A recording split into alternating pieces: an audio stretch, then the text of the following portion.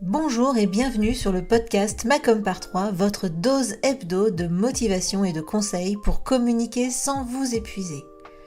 Je suis Hélène Gazul et je suis experte en visibilité pour les solopreneurs. Il y a quelques années maintenant, j'ai quitté le salariat pour enfin créer le job qui correspond à mon équilibre de vie. L'occasion pour moi de constater qu'il ne suffit pas d'être expert dans son domaine pour être entrepreneur. Il faut être aussi comptable, commercial, informaticien, RH et évidemment communicant. Alors, j'ai choisi d'être la partenaire com des entrepreneurs multicasquettes que nous sommes tous. À travers ce podcast et mes accompagnements, je vous partage mes conseils et mon expérience pour vous aider à communiquer simplement sans vous épuiser. Mais plus que tout, mon objectif est que vous passiez à l'action. Les conseils inapplicables et les to-do list sans fin, très peu pour moi. Si vous aimez ce podcast, pensez à le partager autour de vous et à laisser 5 étoiles sur votre plateforme d'écoute préférée.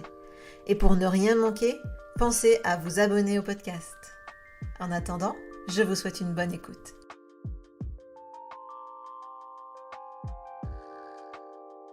Bonjour, bienvenue dans ce nouvel épisode du podcast Macom par 3 avec aujourd'hui l'inauguration d'un nouveau format d'épisode puisque je vais vous proposer à partir de maintenant des formats courts qui vont aussi vous permettre de mettre en action aussitôt mes conseils, parce qu'on m'a dit souvent que les podcasts ils étaient chouettes mais du coup qu'ils allongeaient fortement la to-do list.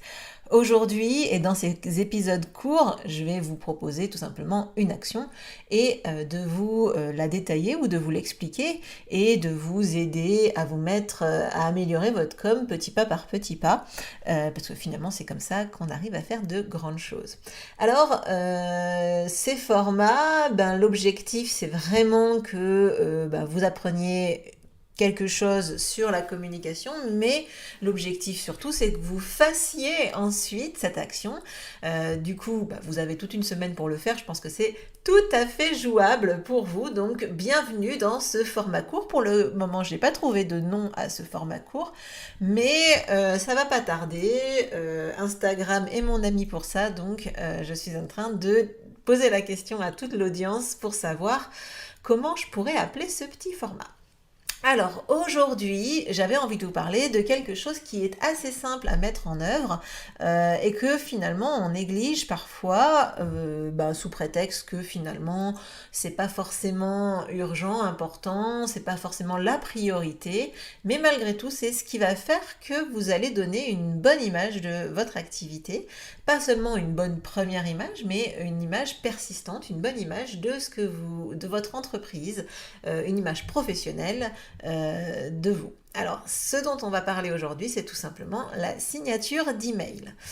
Non pas la signature des newsletters, je parle bien de la signature de vos emails que vous envoyez régulièrement, que ce soit pour communiquer avec vos fournisseurs, vos clients, vos partenaires, bref, tous ces emails que vous envoyez, c'est aussi de la communication que vous envoyez tous les jours à votre audience et à vos contacts. Alors, l'erreur, j'ai envie de parler aujourd'hui des principales erreurs que l'on fait avec sa signature d'email et pourquoi il va falloir y remédier. Alors la première erreur que l'on fait, c'est évidemment de ne pas en avoir, de juste signer Hélène Gazul, mettre en dessous son logo, ce qui est déjà presque un luxe pour certains, et puis c'est tout. Donc ça, c'est pas du tout suffisant. Il est évident qu'une signature d'email, ça doit être évidemment un peu plus consistant que cela, donner peut-être des moyens de vous contacter en plus et de faire quelque chose d'un peu plus esthétique. En parlant d'esthétisme, la deuxième erreur que l'on fait souvent avec les signatures d'email, c'est de mettre une image avec toutes les infos. Donc vous allez faire une image, vous allez mettre votre nom, votre prénom, vous allez mettre votre logo en dessous, vous allez, mettre votre adresse, votre numéro de téléphone, pourquoi pas votre site web, des images avec vos réseaux sociaux. Et tout ça, vous allez le faire sur Canva par exemple, et vous allez extraire de Canva une image. Et vous allez la mettre dans votre signature. Bon, ça clairement, c'est bien, c'est déjà bien mieux que ce qu'on a vu tout à l'heure, c'est-à-dire juste un nom et un logo, mais en même temps, c'est pas idéal. Pourquoi c'est pas idéal? Parce que déjà, il y a euh, certaines boîtes de réception qui suppriment les images. Donc ça veut dire que vous allez envoyer un email et l'image va disparaître. Pout. Et donc du coup, tout a disparu, toutes les infos. Donc ça, mauvais point. Deuxième mauvais point de cette erreur-là, c'est que vous allez être dans l'incapacité de créer des liens différents pour par exemple, chaque point. Par exemple, si vous voulez que quand on clique sur votre site internet, on arrive sur votre site internet, que quand on clique sur le logo d'Instagram, on arrive sur votre compte Instagram, etc., etc. Eh bien, évidemment, si vous mettez une seule image, ça va être impossible. Donc, vraiment, je vous invite à éviter de créer une seule image. Et ensuite, le dernier point, c'est que maintenant, on consulte beaucoup nos emails sur notre téléphone et parfois on a envie de téléphoner à quelqu'un, par exemple, via sa signature d'email. Moi, par exemple, mon imprimeur, que je ne nommerai pas, il a créé une image. Une image dans laquelle il a mis toutes ces infos qu'on met dans la signature d'email, elle est plutôt esthétique d'ailleurs, sauf que souvent j'ai envie de l'appeler pour savoir s'il a bien reçu mon BAT, s'il a bien reçu, mon document, s'il a bien reçu ma validation de BAT, etc. Donc j'ai envie de l'appeler. Et quand je clique sur cette satanée image, je ne peux pas l'appeler. Donc je suis obligée soit de mémoriser son numéro de téléphone, bon, pas cool, soit de refaire une recherche sur Google pour avoir son numéro de téléphone qui s'affiche pour pouvoir ensuite cliquer. Bref, donc c'est pas très très pratique. Alors ça va parce que lui je l'aime bien et que je travaille avec lui et que j'ai envie de l'appeler, donc je fais l'effort, mais si c'est quelqu'un, un prospect ou un fournisseur potentiel à qui j'ai envie de demander des informations complémentaires et tout, forcément je vais plutôt cliquer sur celui pour lequel c'est plus facile de rentrer en contact que celui pour lequel je galère. Donc, vraiment, faites attention à ce point-là, pas d'image.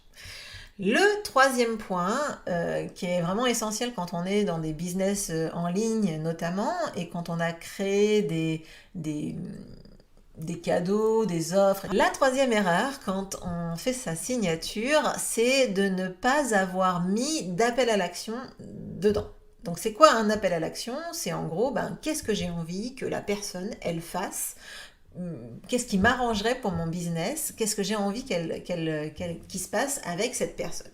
Donc vous pouvez mettre par exemple un lien vers votre offre, un lien vers un événement que vous organisez, un lien vers un lead magnet, donc un freebie que vous auriez créé pour collecter des adresses email, parce que je vous rappelle qu'il est interdit d'ajouter les contacts qui vous ont contacté sur votre email, quelqu'un qui vous demande des infos sur vos produits, vos offres, etc.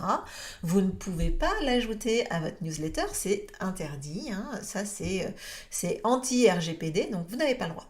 Par contre, vous avez le droit de lui répondre à son email et dans votre signature, mettre que vous avez un lead magnet et lui proposer de s'inscrire. Et dans ces cas-là, elle est inscrite à votre newsletter. Mais si cette personne ne vous a pas fait la demande, vous n'avez absolument pas le droit de l'ajouter à votre liste de contacts. Donc, en tout cas, l'erreur que je vous invite à ne pas faire, c'est d'oublier de mettre un appel à l'action dans votre signature. Donc voilà les 3 erreurs principales. J'espère que ces éléments vont vous aider à travailler votre signature d'email. Surtout, pensez bien que certes, on n'a qu'une fois l'occasion de faire une bonne première impression, mais on a tous les jours l'occasion de faire bonne impression. Donc c'est vraiment tout l'objet de cette signature d'email qui vraiment va envoyer une image professionnelle de votre activité. J'espère que cet épisode, ce nouveau format court pour vous mettre en action, vous aura plu. Je suis impatiente d'avoir vos retours parce que c'est très important pour moi. D'ailleurs, je vous remercie vivement pour les messages que j'ai reçus lors du changement de la signature sonore du podcast. J'espère vraiment que ce type de format vous plaira et je vous dis à la semaine prochaine pour le prochain épisode du podcast. Ciao!